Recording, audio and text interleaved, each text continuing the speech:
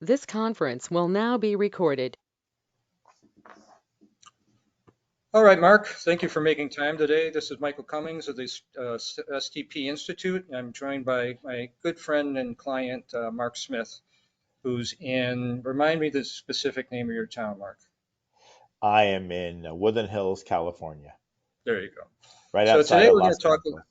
today we're going to talk a little bit about two clients that Mark came to Mark and asked for his help to basically get certified in the CMMC certification process. And they're longstanding clients of Mark's. But Mark, can you just give us the beginning of the story? Like, well, who are these clients and why did they come to you initially? Sure. Well, we have a lot of defense customers that deal with the aerospace industry, Mhm. and many of them deal with very secure elements of that. They get POs for whether it's missiles or bombs or parts that go onto the aircraft. And they were contacted by their vendors, by their customers, and the customer said, "Look, we need you to make sure that you're fully compliant with all the security things that we have in place, and we need help getting there." So they came to me as kind of a resource to help guide them through that process. Tell me a little bit, how long have these companies been clients of yours? And I assume they're pretty much a fully managed IT client. Yeah, they're all fully managed customers. They're all on our managed services platform, and they've been customers anywhere between about 10 years to about 12 years, all And three of them. just to be clear to the audience, you yourself are not an expert in CMMC I compliance am or not, and I don't want to be. yeah, that's what I want people to get. So take us to the next step. So then they turn to you and they see you as their kind of trusted technology advisor and wanted you to kind of spearhead whatever they needed to do to get compliant. So what did you do first? Actually, a great question. So they called me and said, "Look, we are in a group of aerospace companies. We all know each other.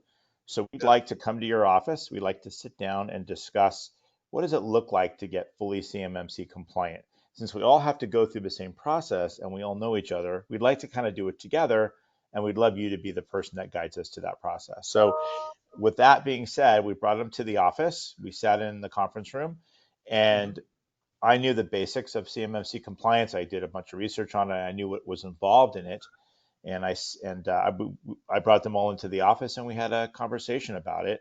And it was left at, "Can you please find a vendor to help us get there, and be the Mhm. liaison between that vendor and us, so that we can start the compliance process." And if I remember correctly, when you're telling me the story previously, that in fact even one of your clients was actually getting denied POs because they hadn't made enough progress in the compliance front. That's correct. So one of the customers that deals with probably the most secure of the three customers, their specific client was not issuing POs anymore and actually was holding those POs. They weren't giving it to anybody else, but they were holding the POs until that customer had a SPRS score before they would reissue and allow those POs to be acquired by the customer and then processed. So they So were my literally, their work was stopped. so then I think you turn to one of our fellow colleagues in the sales transformation program, a gentleman named Chad Paalman. And Chad has a company called Prescott, which I believe does a lot of the nuts and bolts of the certification process, the CMMC certification process. Is that true? That's correct. So we had a meeting with Michael Cummings, which was, of course, amazing. And in that Yeah. meeting, one of the discussion points was that CMMC compliance now is starting to engage vendors that are not actual MSP providers. So they want a Mhm. separate company that fully focuses on CMMC compliance, but they must not be the same customer as the one that you use for your managed services Right. if you're the client. So Because I reached out from that perspective to Chad and said, "Hey, I've got three customers that need to go through this compliance. You have a separate business. I'd like to engage that business to help our customers get onto the compliance track." and I think you in the process you learned about these SPRS scores and that they could basically get kind of requalified for the contracting process if they would have got a SPRS score. It wasn't like they had to get CMMC certified like right away or tomorrow or anything like that, right?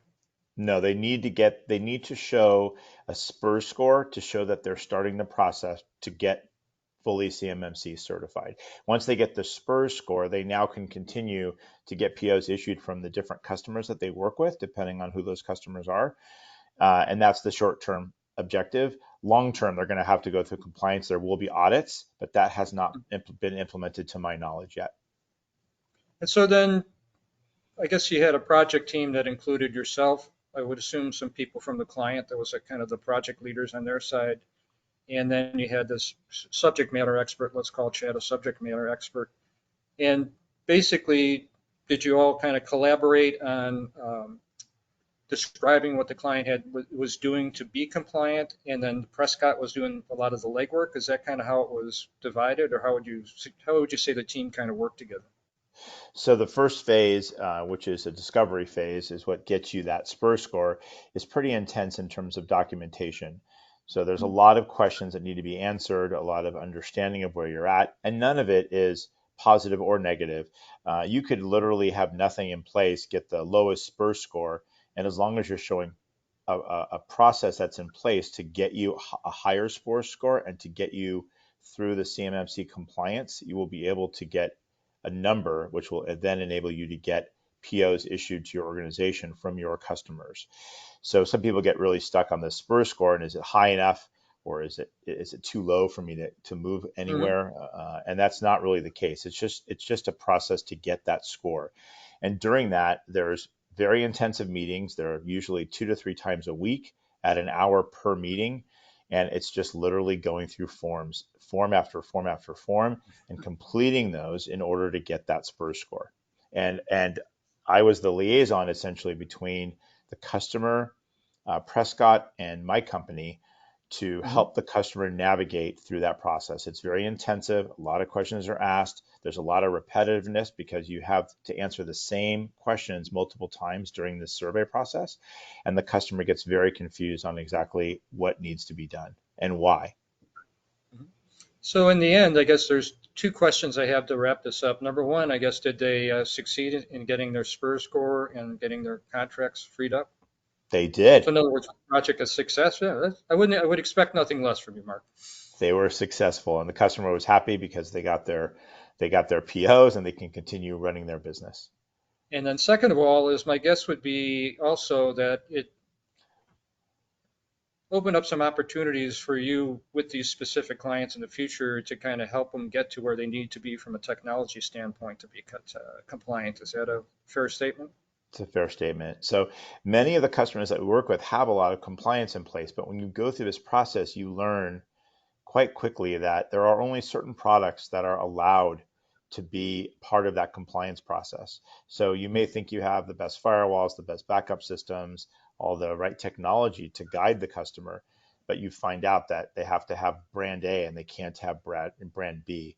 So in that process, you have to kind of re-engineer them to get them into the compliance part of it. A lot of it is paperwork driven. A lot of it is documentation. A lot of it is processes that the customer has to put in place in their company.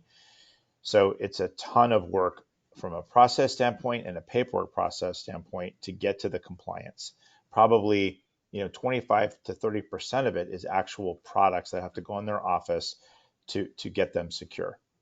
The rest of it is all processes.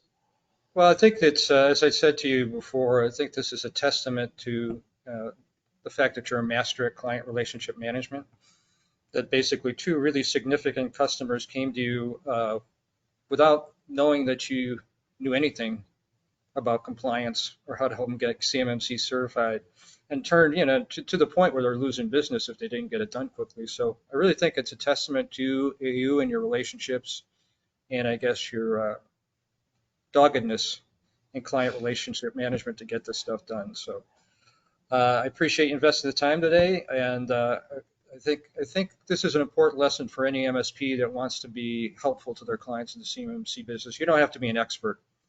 You just have to be resourceful. You have to be able to put the pieces together to help the customer get there. I think that's a good lesson. And Chad is a wonderful business partner for that. And I was very proud of the work that they did to get us there, and the customer feels like they've succeeded. And we have more down the pipeline. So this is the new world that we're going into, right? Whether it's accounting, law, whether it's aerospace, there's a full compliance thing that's always been there, but it will now be more present, and it will be more scrutinized as we go along. All right, my friend, thank you for making the time, and we'll Sure, Michael. sign off. Everyone have a great day. Thank you. Bye-bye.